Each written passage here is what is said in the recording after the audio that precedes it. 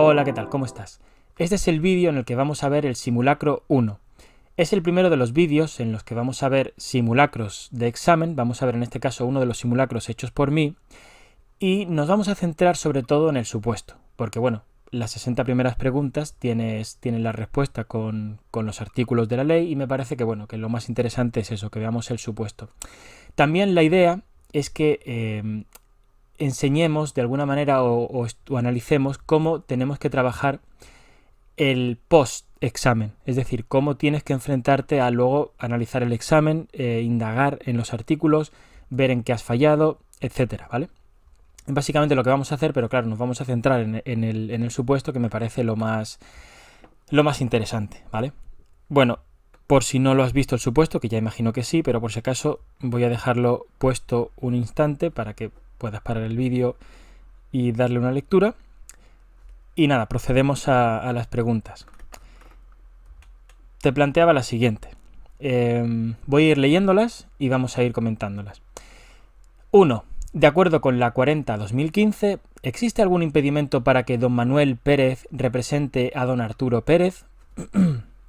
Que es el caso de los dos primos, ¿no? Bueno, entiendo que lo has leído, no nos vamos a poner a leerlo. Pide ayuda a su primo Manuel Pérez, funcionario de carrera perteneciente al Cuerpo General Administrativo de la Administración del Estado, para que le represente en el trámite que quiere llevar a cabo don Arturo. Vale, aquí voy a ir comentando un poco también la intención y que he querido replicar con algunas de las preguntas, que me parece que es lo interesante. Bueno, voy a leer las opciones y luego entro a comentar ese tipo de cosas. Opción A, no. B, sí, por el parentesco de consanguinidad dentro del cuarto grado que supone el hecho de que sean primos. C, sí, por el parentesco de consanguinidad dentro del tercer grado que supone el hecho de que sean primos. Y D, sí, por ser funcionario de carrera. Es decir, nos está preguntando si existe algún impedimento para que se pueda llevar a cabo la representación. Bueno, aquí un poco con lo que he jugado, lógicamente es con intentar mezclar, intentar confundirte, como suelen hacer en los exámenes oficiales, con conceptos que a priori no tienen nada que ver, pero que si te los ponen mezclados y no los tienes claros, te pueden liar bastante. Por otro lado, otra cosa que he hecho es coger y ponerte la opción correcta como la más escueta, que es algo que suelen hacer bastante. Bueno, no me voy a liar demasiado porque también es una pregunta que entiendo que es sencilla, pero aquí te estoy liando, te estoy intentando confundir lo que es la representación con lo que es la abstención, ¿vale? La abstención que viene en la 40/2015, bueno, viene en la 40/2015 lo referente a la abstención, pero en realidad no hay ningún impedimento para que se lleve a cabo la representación. La representación simplemente hace falta capacidad de obrar, que eso viene en la ley 39/2015. He intentado un poco despistar con eso, pero simplemente hay que tener en claro que este tipo de restricciones tienen que ver con la abstención, es decir, los motivos por los que, acuérdate, los funcionarios deben abstenerse de participar en procedimientos, pero procedimientos en los que sean ellos los interesados y al mismo tiempo puedan tener algún tipo de conflicto o con respecto a su imparcialidad. Este no es el caso para nada, simplemente estamos hablando de la representación. Por eso la opción correcta es la A, no hay ningún impedimento. Están por aquí, supuesto, opción, pregunta número 1, la A. Y te pongo aquí el artículo 23 de la 40/2015 relativo a la abstención, que no te confundas, esto es abstención, no tiene nada que ver con la representación, que viene regulada o viene parcialmente regulada en la 39/2015. Un poco esa era la trampa, que es una trampa muy común, que suelen hacerte de ponerte que la opción correcta sea esta, cuando luego te intentan liar con otras que pueden tener algún parecido entre sí, que parecen como más, no sé, es un tipo de triquiñuela bastante común.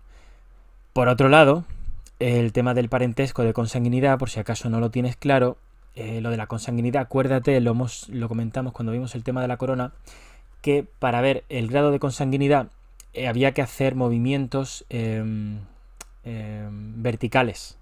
Es decir, para saber qué grado compartes de consanguinidad con tu primo, tienes que llegar a tu primo, pero con movimientos de arriba a abajo. Es decir, tienes que subir a tus padres, de tus padres a tus abuelos, de tus abuelos tienes que bajar luego a tus tíos, y de tu tío o de tu tía tienes que bajar luego a tu primo. Por eso primo es cuarto grado, ¿vale? Por si acaso esto te lo habías también preguntado, pero ya digo, no tiene nada que ver. Y la trampa, bueno, quizá yo he sido demasiado tramposo porque he puesto de acuerdo con la ley 40/2015, aquí no aparece nada de que no haya ningún impedimento, pero un poco por jugar al despiste, ¿vale? Vale, seguimos. La 2 dice así, según la 39/2015, ¿qué debe hacer don Manuel Pérez para poder interponer el recurso? Bueno, en este caso, luego hablaremos del recurso que quiere interponer, espero que te acuerdes de lo que dice el supuesto, pero estamos hablando de interposición de recursos. En este caso, estamos hablando del representante. ¿Qué debe hacer el representante? Presentar una declaración responsable, presentar una comunicación, depositar una fianza o acreditar la representación.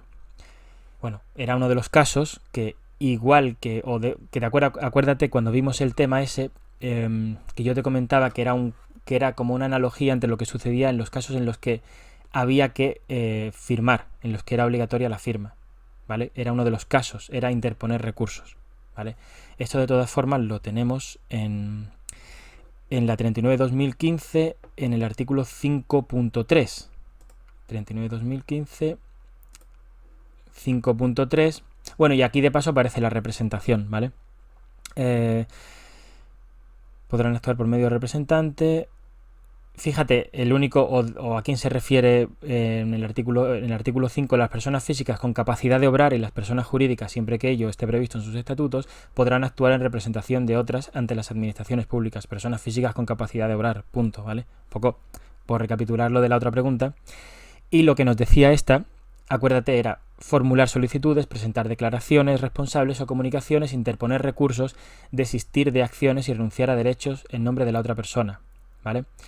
Era uno de los casos interponer recursos, en los que hacía falta acreditar la representación frente a los actos generales o los actos no de este tipo, no especiales, no con esta especialidad, actos y gestiones de mero trámite, se presumirá aquella representación, ¿vale? Bueno, pues entonces esto, la 2 tiene que ser la... acreditar representación para la interposición del recurso. La 2 tiene que ser la D. Correcto, ¿vale? De todas formas, también te puse aquí los artículos. Y nada, seguimos. ¿Es correcta la actuación de don Manuel Pérez al interponer el recurso de alzada conforme a lo que establece la 39/2015? No, porque aún no se ha cumplido el plazo para darse el silencio administrativo. No, porque el silencio administrativo en ese caso tiene carácter estimatorio. Sí, es correcta. No, porque no procede dicho recurso ante una resolución del presidente de la Confederación Hidrográfica. Vale, ¿cuál es la trampa aquí? Bueno, pues vamos a echar un vistazo. ¿Dónde está la trampa?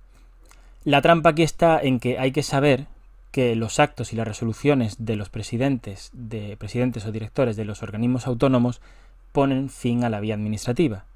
El presidente de la Confederación es un organismo autónomo, por lo tanto pone fin a la vía administrativa. Esto lo tienes en el artículo 114 de la 39/2015. Ponen fin a la vía administrativa. Ya cuando vimos el tema ese, ya comentamos lo importantísimo que era tener esto súper claro, porque esto es, saber qué pone fin a la vía administrativa es fundamental para saber qué recurso procede, si es que procede alguno. Y, en fin, en este caso, pues no procede el recurso de alzada, en todo caso procedería el potestativo de reposición o el contencioso, ¿vale? Era un poco la historia. Esto, pregunta tercera, debe ser la D. 2D, ¿vale? Y tienes aquí efectivamente el artículo 114. Vale, seguimos. También un poco la idea del vídeo es que veas cómo se debe analizar, o sea, yo lo estoy haciendo quizá más rápido, tú tienes que llegas, por ejemplo, a esta pregunta y dices, sobre todo cuando hagas exámenes oficiales, ¿vale? Esto es un poco un simulacro con un examen mío, que intento que sea lo más parecido, pero mejor que sean los exámenes oficiales, como te digo siempre. Pero lo que tú tienes que hacer cuando te pongas a machacar los exámenes no es quedarte, o sea, es ir un poco más allá, en el sentido de, vale, yo te estoy marcando el artículo que te tienes que saber, el examen te lo va a marcar también. Si tú no te lo sabes el artículo, si no sabes realmente qué está pasando ahí, te tienes que parar. En este caso, artículo 114, Y como ya vimos, o repasarte el tema, repasarte el vídeo, lo que sea, pero esto tienes que tenerlo súper, súper claro, ¿vale? Porque cosa que te aparezca en un examen, cosa que tienes que tener dominada. Es un poco la mecánica y el propósito de hacer los exámenes oficiales, no solamente hacerlo para ver qué tal te va. Eso no tiene realmente, eso es en realidad lo de menos. Vale, seguimos. La 4, ¿dentro de qué forma de la actividad administrativa se enmarca la concesión de licencias? Bueno, esta es una que quería poner del tema, si no recuerdo mal, el tema 5 del bloque 3, porque es un tema que cae muy poco, pero bueno, es cosas que suelen pasar a veces en los supuestos, que el tema que menos te esperas, pues te lo encuentras en el supuesto. De todas formas, también está sencillita, simplemente hay que tener claro los conceptos. Sobre este tema no suelen preguntar mucho más allá, y es tener claro que, lógicamente, licencias no es ni fomento ni arbitral, ni tampoco es servicio público, así que es actividad de limitación, porque sirve precisamente para poner trabas, para poner coto a que se puedan realizar por parte de los ciudadanos determinadas actuaciones que puedan implicar, pues eso, algún tipo de exceso, contaminación o cualquier cosa por el estilo. Así que la 4 es la B y, bueno, vamos a verla. 4B, correcto. 5 dice, el contrato por el que se adquirió el programa de ordenador para la gestión del personal del Ministerio del Interior fue un contrato de servicios, un contrato de concesión de obras, un contrato de concesión de servicios, un contrato de suministros. 5. Sobre estas suelen caer en los exámenes. Es muy raro encontrar un examen sin una pregunta que te preguntan por el tipo de contrato. Suelen ser de las más fáciles, aunque claro, como son fáciles suelen aludir a las excepciones. Pero como suelen preguntar siempre por las mismas excepciones, como esta, es una pregunta que es bastante regalada. Y ya te la comenté muchísimo cuando estuvimos viéndolo en el tema de contratos. La clave un poco estaba por aquí. Vamos a ver. Entre otras cosas, se ha instalado un programa de ordenador diseñado a la medida para la gestión del personal de dicho departamento. Diseñado a la medida. Los programas de ordenador, en principio, son suministros, pero si está hecho a medida, para el funcionamiento del ministerio, es contrato de servicios, ¿vale? Es decir, si compran el Office, si compran Windows, eso es suministro. Si compran el programa hecho para el ministerio en concreto, para la gestión de cualquier historia propia, eso ya es un programa a medida, por lo tanto tiene la consideración de contrato de servicios. Es un poco la cuestión. Por lo tanto, pregunta 5, esto debe ser la A. De servicios, porque al fin y al cabo prima el carácter de servicio de hacer un programa que lo que es el programa en sí. Y ya digo, es una de las cosas, como no te pueden preguntar, porque lógicamente de por sí está muy clara la diferencia entre un contrato de obras y un contrato de servicios, por ejemplo, pues te la intentan jugar con este tipo de detallitos. Según la Ley 9/2017 de 8 de noviembre de contrato del sector público, ¿cuál debió ser el plazo general mínimo para la presentación de proposiciones si dicho contrato se adjudicó por un procedimiento abierto y tuvo un valor estimado de 315.000 euros? A. No inferior a 15 días. B. No inferior a 10 días. B. No inferior a 15 días. C. No inferior a 20 días. D. No inferior a 35 días. Bueno, para esto tenemos que irnos a la ley de contratos o bien al tema. Yo la ley de contratos, sinceramente, bueno, en fin, no está de más que te vayan mirando la ley, pero la ley de contratos te la puedes mirar prácticamente por entero por el tema, ¿vale? O sea, no la ley de contratos, el tema de la ley de contratos, ¿vale? Porque, en fin, difícilmente van a salirse de ahí. En este caso nos están preguntando dos cosas en una. Como suele pasar, bueno, nos está preguntando, te estoy preguntando porque esta pregunta la he hecho yo. Te preguntan dos cosas en una. Es primero, tienes que saber si es contrato SARA, porque primero, antes de poder, digamos, colocarlo en el cuadro que, acuérdate, vimos que te puse para ver estos plazos mínimos en los procedimientos, en este caso el procedimiento abierto, teníamos que saber si eran o no contratos SARA, lo primero. Por lo tanto, tenemos que ir primero a ver los umbrales. Tenemos acuérdate, es una pregunta encadenada, aunque realmente nos va a dar un poco igual porque si dudásemos servicios y suministros tienen los mismos umbrales, pero bueno, podría haber liado yo un poco más la cosa aquí. 315.000, tenemos que ver esto como contrato de servicio, si está o no dentro. Ahí va. Esto está aquí. Este era el cuadro que tenemos en el tema de contratos. Servicios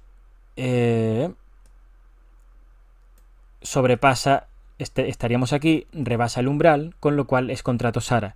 Lo siguiente que tenemos que ver está en la página 17 y es el cuadro del procedimiento abierto, y tenemos que ver, busca ya simplemente como una cuestión de coordenadas. Lógicamente esto lo tienes que tener tú en la cabeza. Tenemos que ver servicios, contrato SARA, 35 días. ¿Vale? Así de sencillo. Simplemente tienes que tener este cuadro y el otro en la cabeza. Sin más. Yo sé que es muy fácil decirlo, pero bueno, también sé que no es tan fácil tenerlo. Pero es lo que hay. Esta pregunta te puede caer perfectamente en un examen. Por lo tanto, 35 días, no inferior, esos plazos siempre son plazos mínimos, no inferior a 35 días. Pregunta 6 de 5 días. De 35 días, ¿vale? Seguimos. 7. Un compañero de trabajo de don Manuel Pérez, también funcionario de carrera, es sancionado por una conducta disciplinaria de delito doloso relacionado con el servicio, según el régimen disciplinario que se aplica a los funcionarios de carrera. Esta es también la típica pregunta. Tienes que saber, como ya verás en el tema sobre el régimen disciplinario, que la diferencia entre las faltas, sobre todo graves y muy graves, tienes que tenerla muy muy clara, porque hay algunas que son a priori un poco ambiguas. Bueno, a priori y a posteriori. Esta realmente es que es bastante ambigua. También un poco por eso la he cogido. Suelen preguntarte las que son así más dudosas, pero hay bastante puede inducirse bastante a duda, con lo cual tienes que tener muy claras las listas. Tanto la que te aparece, tanto la que nos aparece en el Real Decreto como la que tenemos lógicamente en el TREBEP. Acuérdate que en el TREBEP no tenemos las faltas graves, ¿vale? Bueno, esta es una falta grave. La cuestión era esa, porque delito doloso suena muy grave, pero es una de las cositas raras que es falta grave. Y en realidad no hay tampoco, te puedo decir un porqué, simplemente te tienes que saber esa lista y punto, ¿sabes? Creo que ahorramos así tiempo. Y la 7 tiene que ser la B. ¿Ves? Y aquí tienes el Real Decreto. Simplemente te llamo la atención sobre eso, ¿vale? Sobre que tengan muy en cuenta esas listas y que sepas sobre todo discriminar. Que sepas, no hace falta que sepas decir de memoria cuáles son las graves y cuáles son las muy graves, pero que sí sepas muy muy bien diferenciar dónde está una y dónde está la otra. Al final vas a tener prácticamente que sabértelas enteras, pero bueno. 8. ¿Cuál será el plazo de prescripción de dicha sanción? Vale, entonces estamos hablando de que ha sido sancionado y la falta es grave. Bueno, los plazos de prescripción, esto, en fin, es una de las cosas que ya sabemos que tenemos que tener dominadas, que son 3, 2, 1, y en el caso de la falta, en el caso de que no estemos hablando de una sanción, sino de una infracción, la infracción todavía no se ha llegado a poner la sanción, con lo cual en la falta leve era medio, era 6 meses, ¿vale? Acuérdate, que era un poco esa lógica de decir, ya cuando se pone la sanción, ya que se ha puesto la sanción, se alarga el periodo de prescripción para que, bueno, ya que la administración se ha tomado la molestia de ponerte la sanción, ahora tú vas a tener más tiempo para poder librarte. Por eso, pero vamos, dicho más allá de esto, acuérdate que era 3-2-1, y en este caso tampoco tendríamos mucha complejidad porque estamos hablando de una falta grave, con lo cual serían 2 años. Sanción, 2 años. También te la pongo, o también cabería aquí comentar el hecho de que son preguntas entre comillas encadenadas, que si no sabías que la anterior era una falta muy grave, ahora tampoco no sabías que era una falta grave, pensabas que era una falta muy grave, ahora mismo tampoco sabrías contestar. Eso a veces lo hacen, o sea que lo tengas en cuenta. Vale. Bueno, la 8 vamos a corroborar. 8 debe ser la B. Correcto, la B. Vale. 9.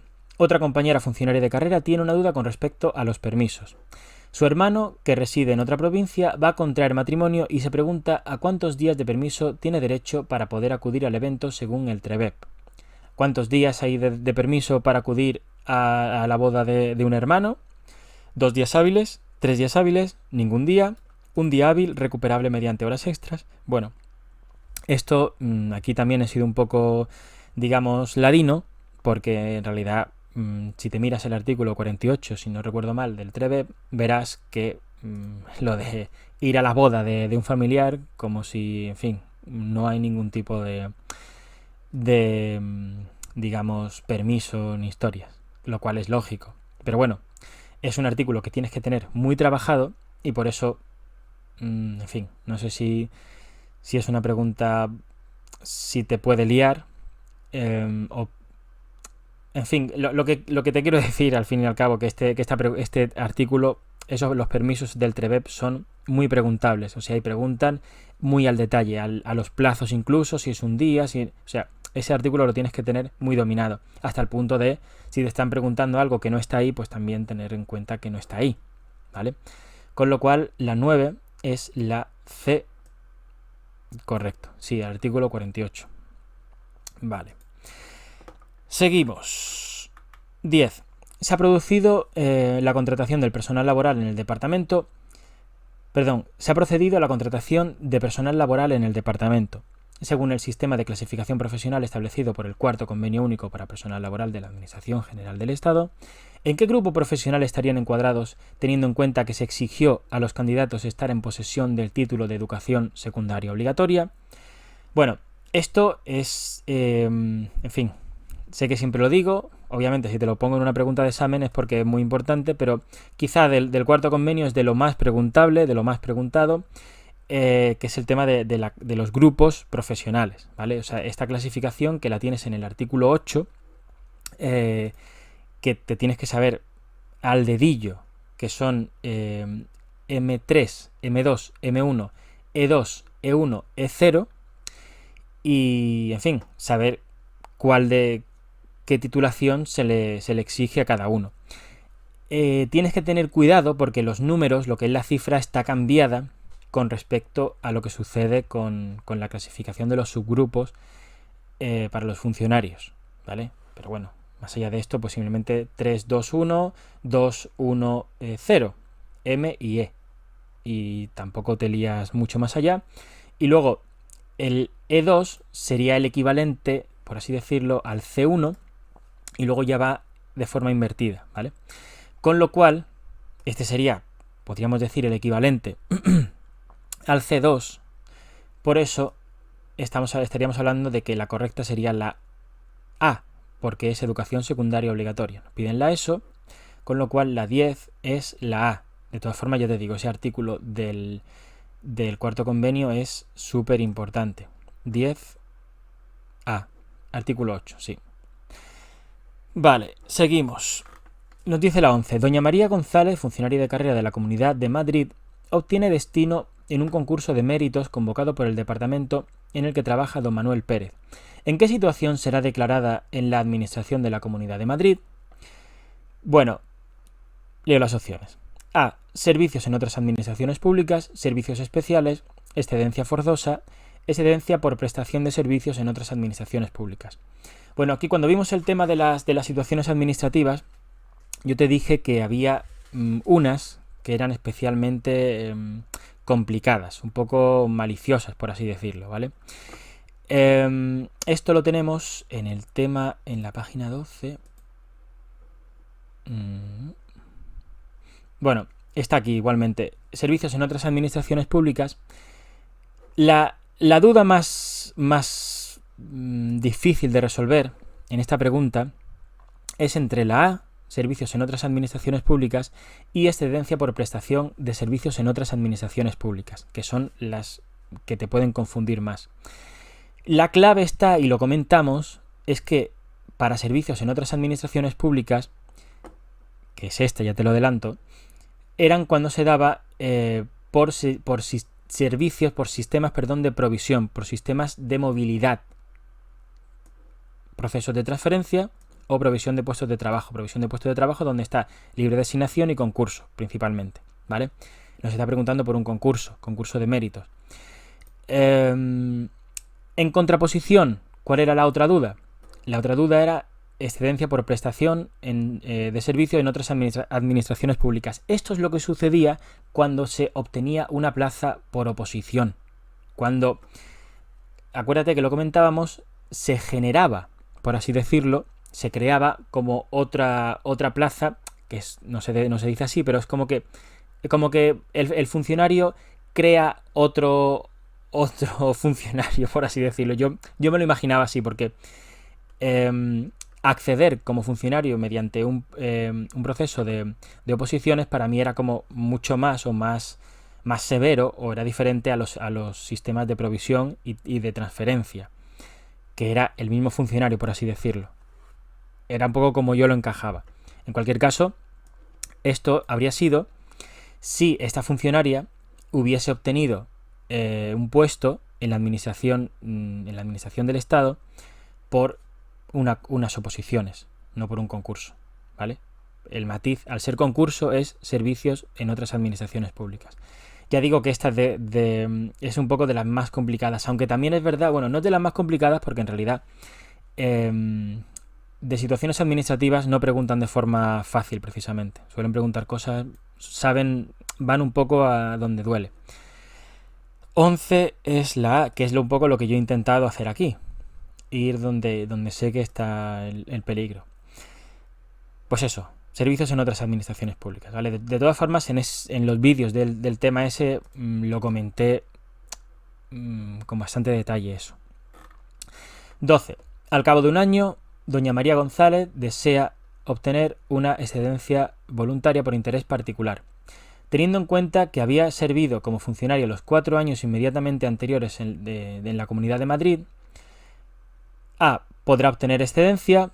B. No podrá obtener la excedencia porque no ha cumplido 5 años de servicio ininterrumpidos en la Administración del Estado. C. No podrá obtener excedencia porque no ha cumplido 5 años de servicio ininterrumpidos en cualquiera de las administraciones públicas. D. No podrá obtener excedencia porque obtuvo la plaza en la Administración del Estado por concurso de méritos. Bueno, esta dice, fíjate un poco el matiz está, o la clave está en que al cabo de un año, ¿vale? Al cabo de un año, teniendo en cuenta que ha servido los 4 años inmediatamente anteriores. Esta podría ser, lo que pasa es que sí ha cumplido los 5 años, en realidad, ¿vale? Podrá obtener la excedencia, porque en realidad ha cumplido los 5 años inmediatamente anteriores en cualquiera de las administraciones públicas. Pasa que aquí he puesto que no, pero es que sí, puede obtenerla. Sé que quizá lo he puesto demasiado, digamos, enrevesado, pero es la A porque ha cumplido los 5 años. Ha cumplido los 5 años para poder obtener la excedencia. 13. En el caso de que le concediesen la excedencia voluntaria por interés particular, ¿cuánto tiempo deberá permanecer doña María González en dicha excedencia antes de solicitar el reingreso al servicio activo?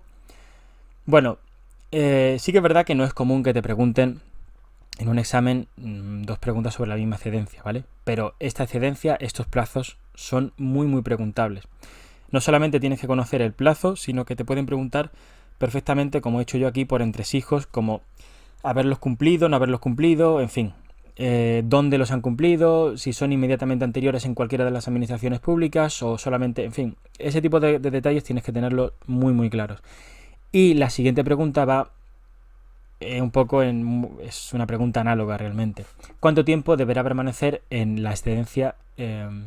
Como mínimo podrá permanecer en esa excedencia voluntaria por interés particular antes de solicitar el reingreso al servicio activo. Un tiempo no inferior a 5 años, un tiempo no inferior a 6 meses, un tiempo no inferior a 2 años o no hay tiempo mínimo. Bueno, aquí te intento también un poco liar, aparte de dándote cifras, con lo de no hay tiempo mínimo. La excedencia voluntaria por interés particular no tiene tiempo máximo, tiene tiempo mínimo, que son 2 años. Debe ser la C. Por lo tanto, 13... Ahí la anterior no la confirmamos, que era la A. No podrá obtener la excedencia, exactamente. Y la 13 es la C. La C. Un tiempo no inferior a 2 años, correcto. Te pongo aquí que tengas cuidado cuando veas el Real Decreto 365/1995, porque en el artículo en el que aparece esto regulado, te habla del tiempo máximo en el que se podrá permanecer. No hay tiempo máximo en la excedencia voluntaria por interés particular. Lo que dice ese artículo está derogado, ¿vale? Que lo tengas en cuenta. Mínimo 2 años, y ojo con esto porque también es cuando se declara de oficio. Es decir, no solamente cuando se declara por interés del funcionario, porque lo ha solicitado el funcionario, sino tú sabes que a la excedencia voluntaria por interés particular pueden llegar de oficio, por así decirlo, porque no ha cumplido con el requisito o porque no ha cumplido en plazo con el requisito de solicitar el reingreso al servicio activo. Por distintos cauces se puede llegar a esta excedencia.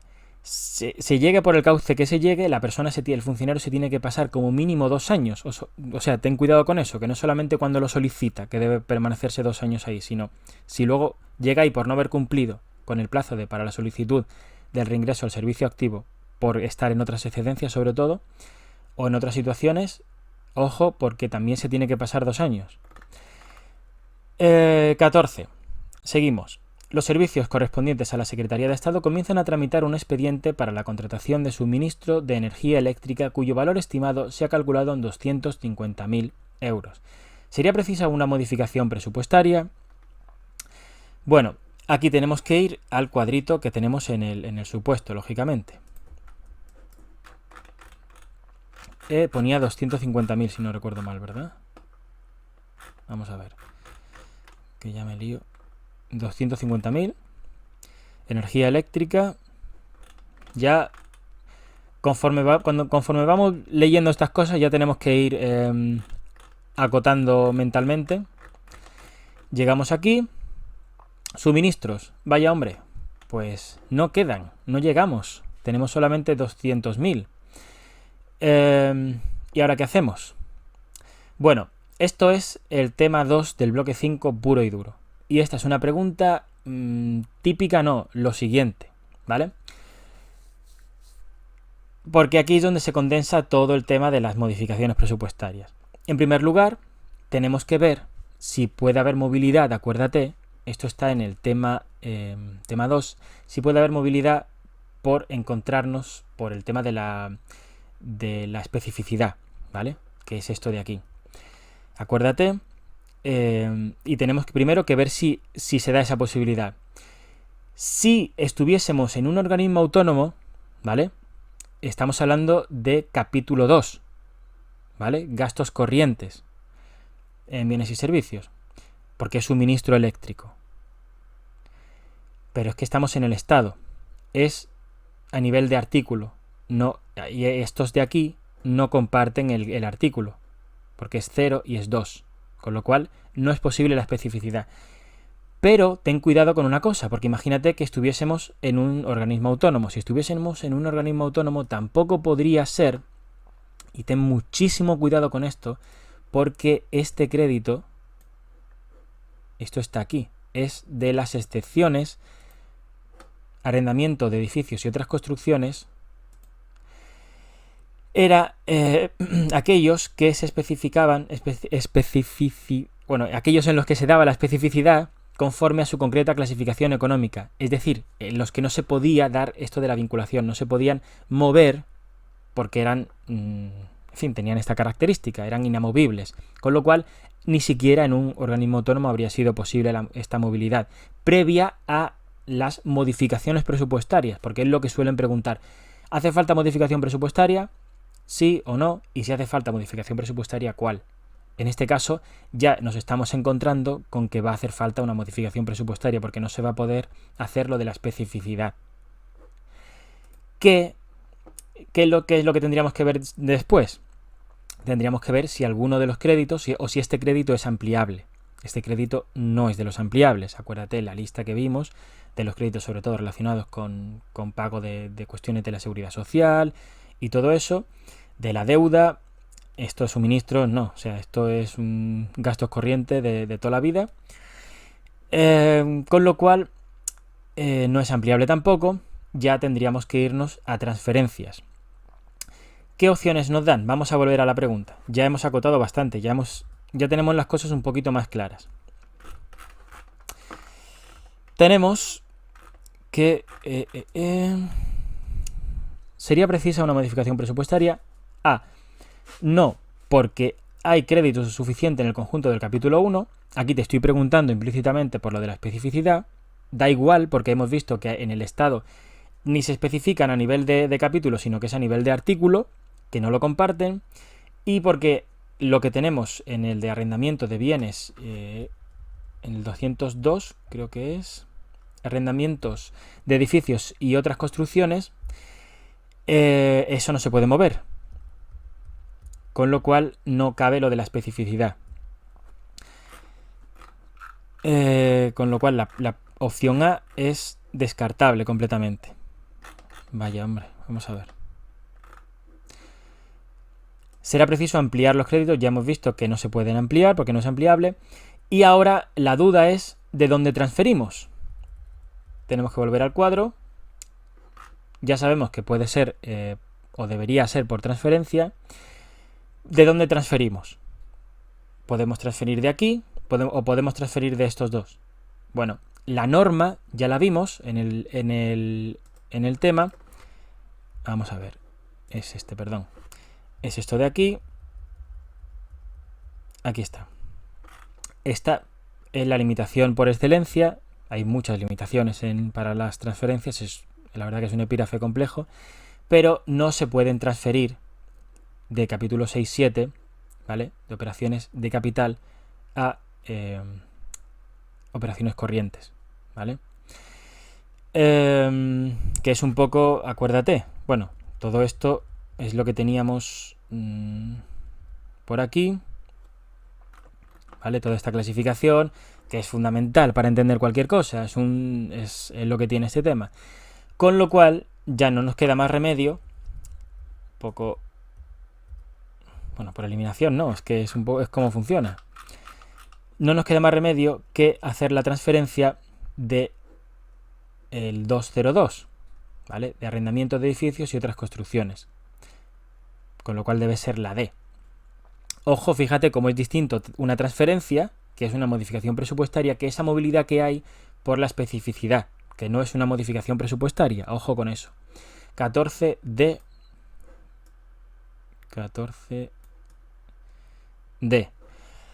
Vale, y te pongo aquí ver tema 2. Bueno, espero que te quede claro, no tanto los conceptos, que eso en realidad los vemos en los temas y los tienes y es cuestión de machacarlos, sino también el cómo debes estudiarlo. Es decir, por ejemplo, ahora llegas aquí y te encuentras con que no la tienes clara la pregunta, pues tienes que hacer como una especie de trabajo de investigación y ver qué cosas tienes que dominar al dedillo para poder contestar a esta pregunta e ir a por ellas, ¿vale? Es así como se trabajan los exámenes, es un poco para lo que sirven, no para hacerlos y simplemente testear cómo vamos, que eso yo la utilidad y le veo una utilidad de un 10%, El 90%, lo que te estaba diciendo antes, es eso, esa indagación, ese decir, vale, ¿qué tengo que saber? ¿En qué estoy fallando? Y, pues en este caso, por ejemplo, aquí se ve muy claro. Tienes que tener muy clara la clasificación económica, tienes que tener clara todo eso de la especificidad, las modificaciones, cuándo se dan, por qué se dan, qué limitaciones hay. ¿Ves? Esta es una pregunta bastante típica de supuesto porque se mezclan muchas cosas, ¿vale? Y es interesante por eso. Vale, la siguiente también relativa a transferencias, a modificaciones presupuestarias. Se hace precisa una transferencia de crédito del Ministerio del Interior, sección 16, al Ministerio de Hacienda, sección 15, como consecuencia de una reorganización administrativa. Según la Ley General Presupuestaria, la competencia para autorizar dicha modificación recae en A.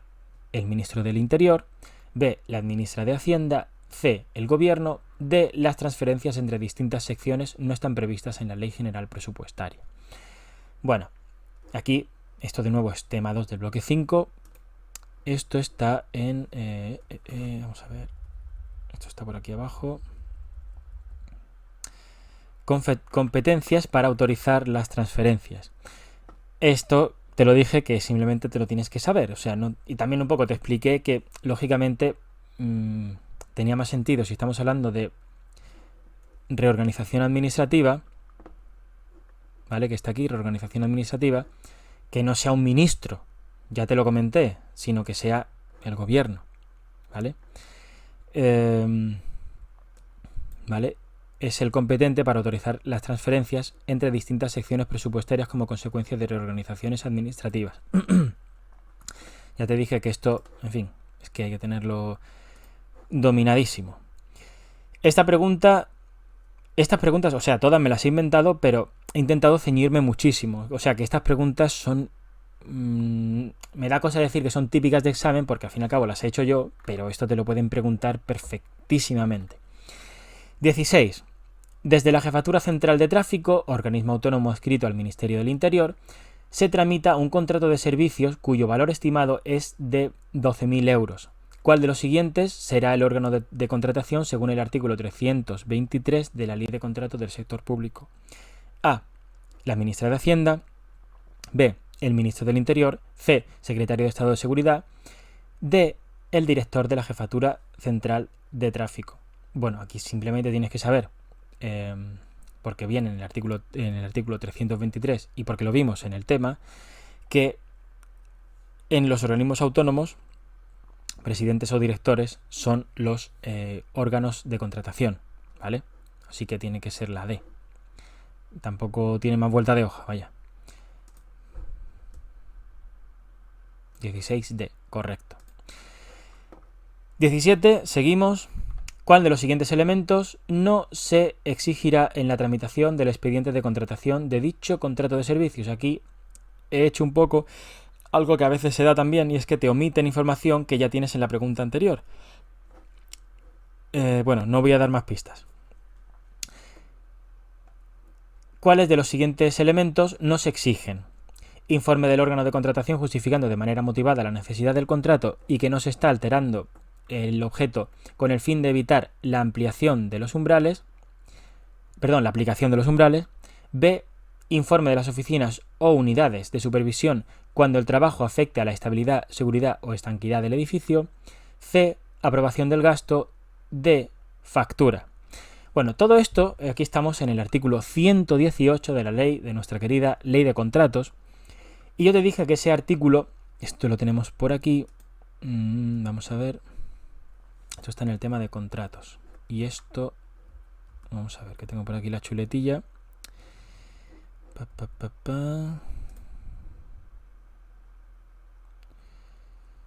página 10. Acuérdate que te dije que ese artículo, bueno, el artículo más que el artículo te dije que es esto que tienes aquí, que pienso humildemente que se ve mejor, se ve más claro. Primero tienes el umbral, ¿vale? Que era un poco una de las pequeñas trampillas, porque te está preguntando por no se exigirá la tramitación de dicho contrato de servicios, el contrato anterior, valor estimado 12.000 euros. ¿Vale? Servicios, el umbral son 15.000 euros, con lo cual es un contrato menor, de servicios, y aquí te ponía las peculiaridades, ¿vale? Y entre otras te ponía las cuestiones relativas al expediente. Bueno, esto no es solamente el artículo 118, aquí te he puesto todas las cosas que te tienes que saber del contrato, de los contratos menores. Pero lo importante, que es, o por lo que te estoy preguntando aquí, es el expediente, ¿vale? Que te dije que esto tenías que tenerlo súper dominado, porque esto por el expediente, y además aquí ha habido una novedad legislativa reciente, por esto preguntan muchísimo, además preguntan con muchísimo detalle. Y fíjate que están todos, la trampa un poco está en que lo relativo al informe de las oficinas, unidades de supervisión, cuando el trabajo afecte a la estabilidad, seguridad o estanquidad de la obra, se refiere a contrato menor de obras, no a todos los contratos menores, que este era de servicios, si no recuerdo mal. Ahí estaba un poco la trampa, pero un poco para también hacerte ver. Este puede ser el nivel perfectamente de las preguntas relativas a los contratos menores, porque son bastante al detalle, o sea que tienes que tenerlos muy claros. Y pues eso, aprobación del gasto, incorporación de la factura. Y en contrato menor de obras, es una cosa específica de contrato menor de obras, no en el de servicios, eso, ¿vale? Con lo cual, informe de las oficinas, unidades, etcétera. Opción B, 17, opción B. Sí, la B. El resto de las cosas, informe del órgano de contratación justificando de manera motivada la necesidad del contrato y que no se está alterando su objeto con el fin de evitar la aplicación de los umbrales, aprobación del gasto y factura, todo eso debe estar presente en el expediente de contratación. Seguimos. 18. Con motivo de la pandemia de COVID-19, la administración tuvo que actuar de manera... Bueno, yo aquí me juego lo que quieras a que en el examen hay alguna pregunta que empieza algo parecido, así como con motivo de la pandemia de COVID, o sea, seguro. La administración, dejando tonterías aparte, tuvo que actuar de manera inmediata a causa de acontecimientos catastróficos, lo cual, según la Ley de Contratos del Sector Público, la habilita para la tramitación A, acelerada, B, de emergencia, C, de urgencia, D, restringida. Aquí es cuando vimos, bueno, esto lo vimos en la Ley de Contratos, y te dije que tenías que tener muy clara siempre, sobre todo, la diferencia entre emergencia y urgencia. Y te dije que emergencia era como algo mucho más, como que emergencia es donde está el rollo cataclísmico, ¿vale? No tiene tampoco mucha más historia esta pregunta. La duda lógica siempre está entre urgencia y emergencia. Acontecimientos catastróficos es emergencia. 18B. Yo siempre pensaba en esto. Sí, en la B, claro. Yo siempre pensaba en esto. Emergencia es como que emerge la Tierra en un terremoto. Ya está. Por eso más cataclísmico. Vale. La siguiente, dicha forma de tramitación de contrato, ya te estoy aquí haciendo la trampa de dar por hecho que sabes la anterior, tiene la siguiente especialidad. Los contratos establecidos en la Ley de Contratos del Sector Público... Perdón. Tiene la siguiente especialidad, que me trastabillo. Los plazos establecidos en la Ley de Contratos del Sector Público para la licitación, adjudicación y formalización del contrato se reducirán a la mitad con las salvedades establecidas en su artículo 119. Aquí estoy un poco jugando a la confusión típica entre contrato de emergencia y contrato de... o tramitación, mejor dicho, por urgencia y por emergencia. No será preciso observar lo dispuesto en la Ley de Contratos del Sector Público sobre el cumplimiento de los contratos, recepción y liquidación de la prestación. Aquí la trampa está en que realmente en lo que afecta las especialidades en cuanto a la tramitación por urgencia, por emergencia, perdón, es precisamente a la preparación y a la adjudicación, o sea, a lo que va antes, ¿vale? El cumplimiento, recepción, ya sí que afecta, ya sí que deben luego ceñirse, porque se trata de que lo importante es lo que digamos que a lo que afecta la emergencia es a ese primer trámite de poder desenvolverse para, sobre todo, preparación y adjudicación. C, la empresa en la que recae el contrato no estará obligada a cumplir con el requisito de estar inscrita en el registro oficial de licitadores y empresas clasificadas, también llamado ROLEC, acuérdate. Y D, no existe obligación de tramitar expediente de contratación. Vale, esto simplemente te tienes que saber el cuadro ese que tenemos en el tema y tenerlo muy claro, y habrías visto que es la D. Que igual que, por ejemplo, otra especialidad que se puede dar contratación no por escrito, de forma verbal, que era una de las particularidades, pues otra de las particularidades de la tramitación de emergencia es que no existe obligación, no se exige la tramitación de expediente de contratación, que es bastante, si lo piensas, bastante heavy. 19D.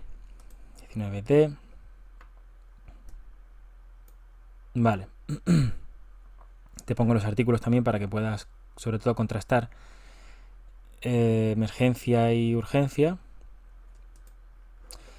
Y la 20, que es un poco regalito, que también suele suceder, que te ponen una preguntita o dos del bloque 2 y, en fin, te matas a estudiar contratos y te encuentras preguntas, pues, bueno, no voy a decir, no son sencillas porque en realidad te lo tienes que estudiar, pero que te ponen sobre aviso, y aquí es un poco lo que pretendo hacer, ponerte sobre aviso de la importancia de esos temas, ¿vale? Que te los mires, sobre todo, muy importante las definiciones, propósito de cada cosa, que es un poco la cuestión aquí.